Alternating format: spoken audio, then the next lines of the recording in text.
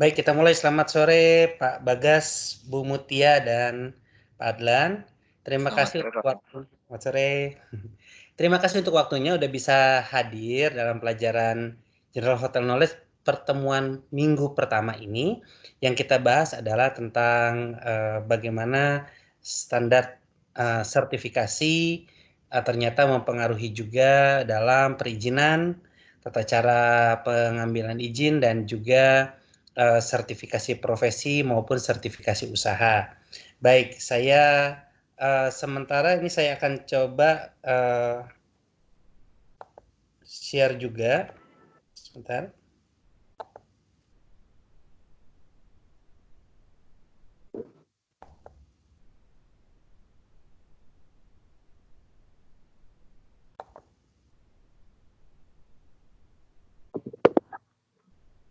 Baik, apakah Bapak-Bapak melihat layar di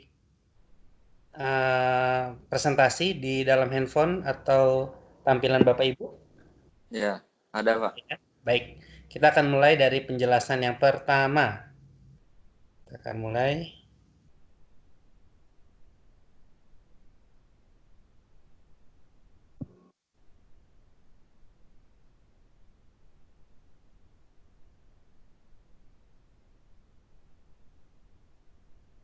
Baik, jadi kita akan bicara tentang sosialisasi PP nomor 52 tahun 2012 tentang sertifikasi kompetensi dan sertifikasi usaha di bidang pariwisata.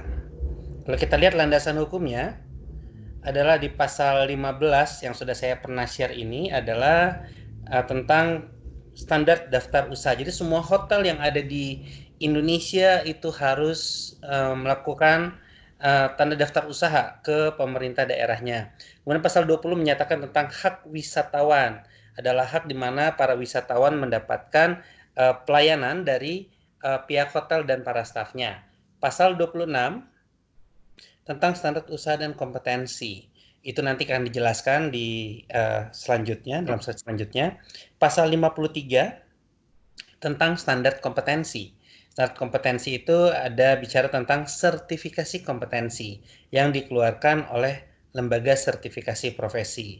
Dan juga pasal 54 ada standar usaha dan yang mengeluarkan yang dikeluarkan oleh sertifikasi usaha oleh lembaga sertifikasi usaha LSU. Di sini tulisannya lembaga mandiri. Nah, yang ini PP 50 dan PP 52 nanti bisa dibaca selanjutnya.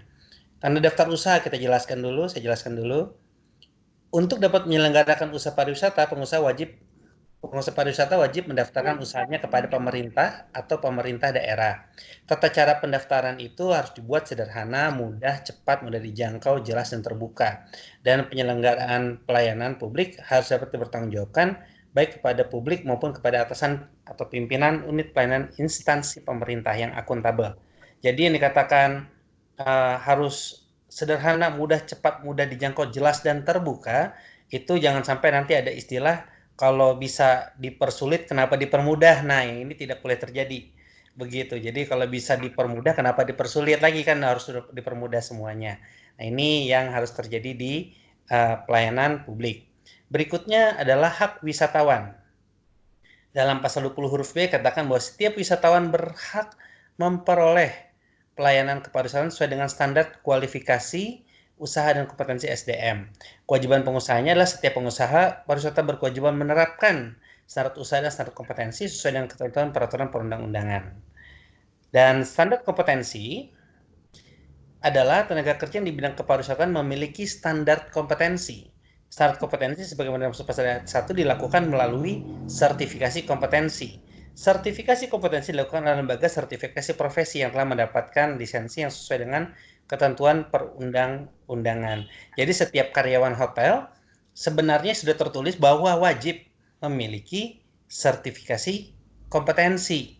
Nah, tetapi memang sampai saat ini belum diterapkan 100% bagi karyawan hotel untuk mendapatkan ini, belum diterapkan. Jadi untuk lembaga sertifikasi usaha yang akan menilai hotelnya apakah dia layak mendapatkan hotel bintang 1, 2, 3, 4, 5 itu mengharuskan karyawan hotelnya itu sudah memiliki waktu awal-awal memiliki sertifikat kompetensi sebanyak 50% dari total seluruh karyawan. Nah, yang terakhir ini saya dengar sudah mencapai angka harus 75% memiliki sertifikasi kompetensi. Mungkin sudah berikutnya setelah sudah semua berjalan 100% harus sudah memiliki standar kompetensi, baru hotel itu bisa diberikan sertifikat atau diaudit sebagai hotel bintang. Kemudian standar usaha, produk pelayanan pengelolaan usaha pariwisata memiliki standar usaha. Jadi kalau dibilang standar usaha itu misalnya hotel bintang 3 misalnya, itu harus ada standar-standar pelayanan kualifikasi hotel bintang. Nanti minggu depan kita akan belajar tentang klasifikasi hotel bintang dan non bintang bahkan sampai ke hotel syariah. Standar usaha sebagaimana dimaksud pada 1 dilakukan melalui sertifikasi usaha, dan sertifikasi usaha sebagaimana dimaksud pada ayat 2 dilakukan oleh lembaga mandiri yang berwenang sesuai dengan ketentuan perundang-undangan. Sampai di sini masih bisa mengikuti Bapak Ibu? Masih. Masih ya, baik, terima kasih. Sertifikasi kompetensi. Nah, ketentuan lebih lanjut mengenai sertifikasi kompetensi bagaimana dimaksud dalam pasal 53 dan sertifikasi usaha sebagaimana dimaksud dalam pasal 54 diatur dalam peraturan pemerintah. Inilah definisi-definisi yang ada. Nanti Bapak Ibu ini tolong dihafalkan karena nanti ini akan keluar pada saat ujian akhir studi. Begitu. Kemudian, nah ini dia saya jelaskan. Alur tanda daftar usaha dan pariwisata. Bapak Ibu bisa lihat tanda panah yang saya putar? Siapa? Saya, oke baik.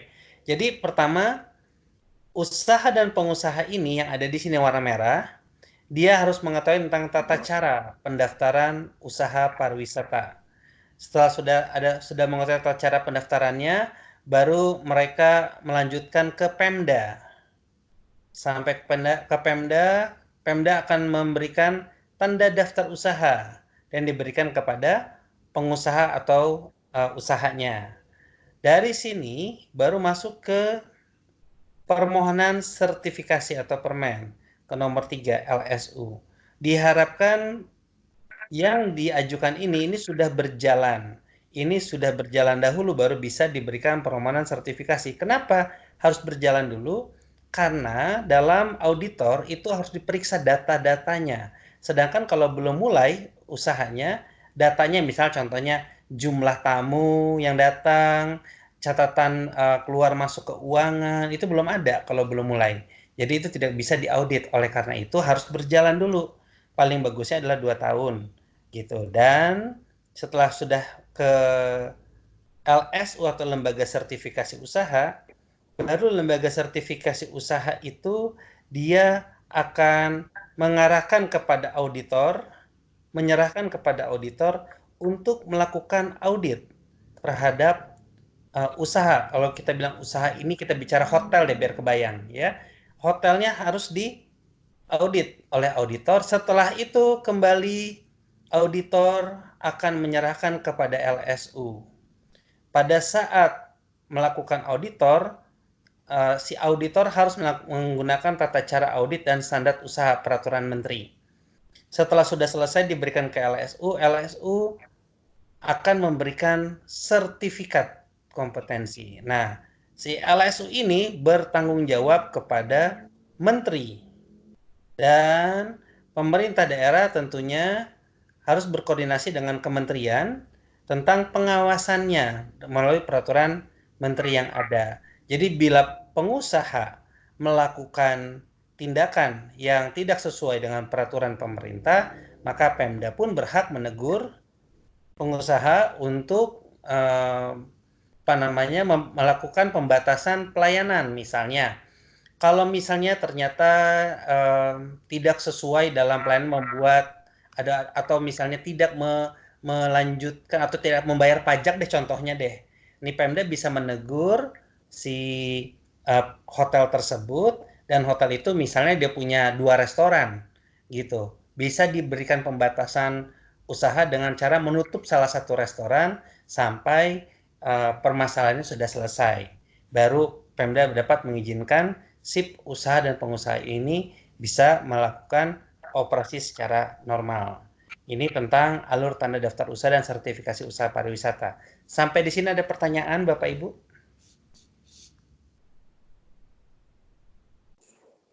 Kalau nggak ada lanjut kita ya. Lanjut aja Pak. Ya Pak, lanjut Pak. Baik. Tujuannya adalah tentunya dengan adanya standar usaha dan standar sertifikasi profesi itu untuk meningkatkan kualitas pelayanan kepariwisataan dan tentunya untuk produktivitas usaha pariwisata.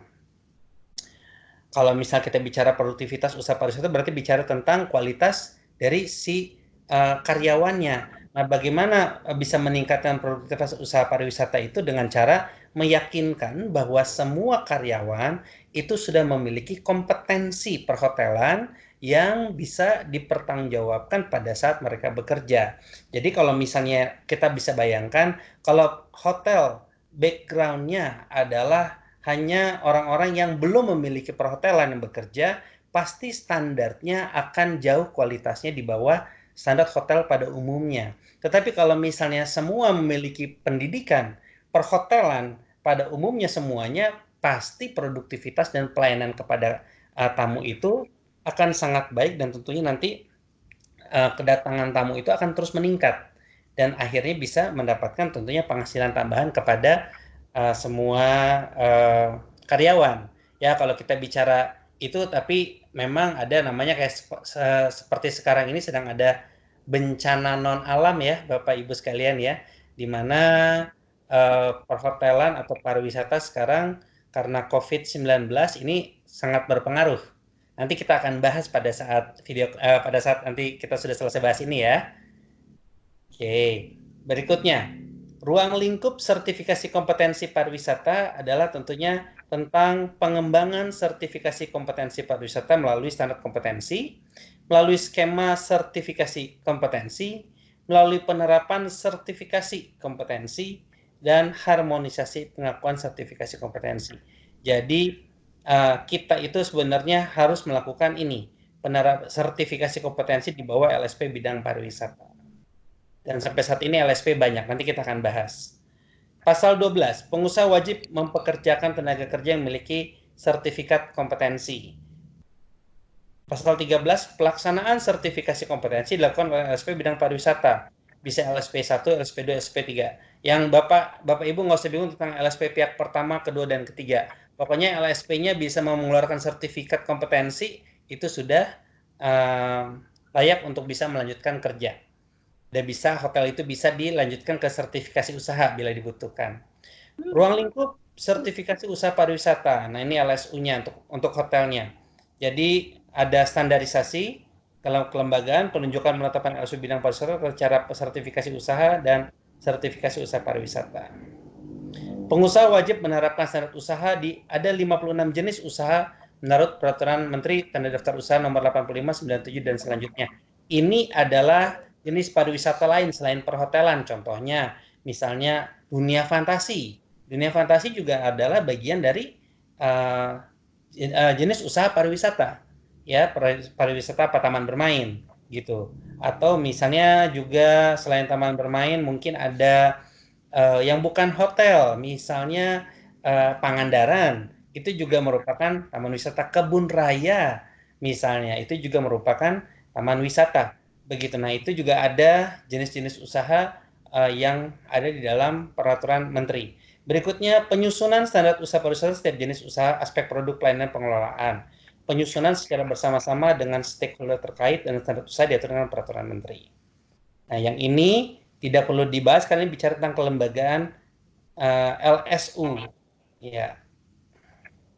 Kalau saya boleh bertanya, Pak? Boleh, Pak. Sebentar, saya klik dulu yang ini. Iya, silakan. Itu kan untuk lembaga sertifikasi usaha apa ya? Betul. Kalau di lembaga sertifikasi usaha itu apakah ada batas waktunya seperti lembaga sertifikasi kompetensi kan itu 3 tahun sekali Pak ya untuk masa berlakunya? Iya. Nah, untuk usaha itu apakah ada batas waktunya atau memang sudah seumur hidup gitu Pak? Bagaimana? Terima kasih. Jadi, untuk lembaga sertifikasi profesi yang mengeluarkan sertifikat kompetensi bagi karyawan itu betul berlaku 3 tahun. Sedangkan untuk sertifikasi usaha itu memang juga sama, tidak seumur hidup. berlaku 3 tahun juga. Nanti akan diaudit lagi setelah 3 tahun, apakah masih sesuai dengan standar yang berlaku. Misalnya pelayanannya masih konsisten, atau bahkan mungkin ada peningkatan pelayanan. Nah, itu juga yang akan dilakukan audit oleh si LSU-nya. Nah, LSU itu akan datang ke hotel tuh, setahun bisa 2 kali, gitu, bisa 3 kali, tergantung dari kebutuhannya. Kalau memang harus ada yang perbaiki, dia akan perbaiki lagi. Jadi jawabannya adalah pasti akan ada perbaikan lagi. Itu Pak jawabannya. Tapi dari LSU-nya itu ada perubahan, biasanya ada perubahan nggak Pak tiap tahun, tiap pengujian itu? Misalkan ada standar baru lagi gitu. Dari Baik, LSU-nya ada standar baru lagi nggak sih Pak biasanya? baik Pak Bagas. Jadi untuk peraturan standarnya sampai saat ini itu sudah ditetapkan tentang kriteria mutlak dan kriteria tidak mutlak dari hotel. Jadi tidak ada perubahan lagi sampai saat ini kecuali peraturan menteri dirubah dan itu tidak mudah merubah peraturan menteri. Sampai saat ini standar yang sudah diberikan itu atau yang dibuat itu sudah atas kerjasama informasi dari semua lembaga profesi, asosiasi, dan juga tentunya asosiasi itu bicara tentang hotel-hotel yang ada ya, hotel-hotel yang ada gitu. Mereka kayak contohnya PHRI, IHGMA itu membantu menyusun standar-standar hotel yang memang masuk dalam kategori hotel bintang 1, 2, 3, 4, 5, hotel non bintang, hotel syariah, itu sudah disiapkan. Jadi tidak ada lagi perubahan-perubahan kecuali pihak hotelnya yang ternyata dia ingin meningkatkan misalnya pelayanannya dari hotel bintang 3 jadi bintang 4. Nah, itu harus apply atau memohon ulang kepada LSU untuk bisa diaudit bahwa standar itu sudah meningkat. Itu jawabannya Pak Bagas. Terima kasih Pak. Baik, terima kasih. Ada lagi pertanyaan yang lain?